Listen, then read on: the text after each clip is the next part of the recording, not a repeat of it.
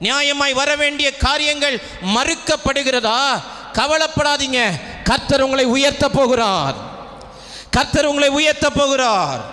எப்தாவே மறுக்கப்படுகிறது. எப்தாவை துரத்தினார்கள். எப்தாவுக்கான வாய்ப்பு மறுக்கப்பட்டது. எப்தாவுக்கான ஆசீர்வாதங்கள் மறுக்கப்பட்டது.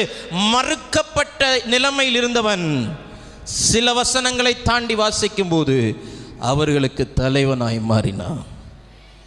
இன்றைக்கு வாய்ப்புகள் மறுக்கப்பட்ட நிலைமையில் இருக்கிறீங்களா? நன்மைகள் மறுக்கப்படுகிறது.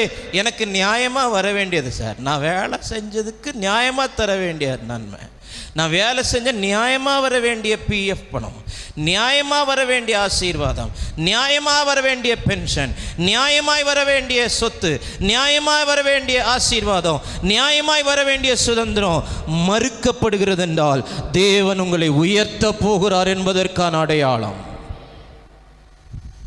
மறுக்கப்படுகிறது தாவீதுக்கு.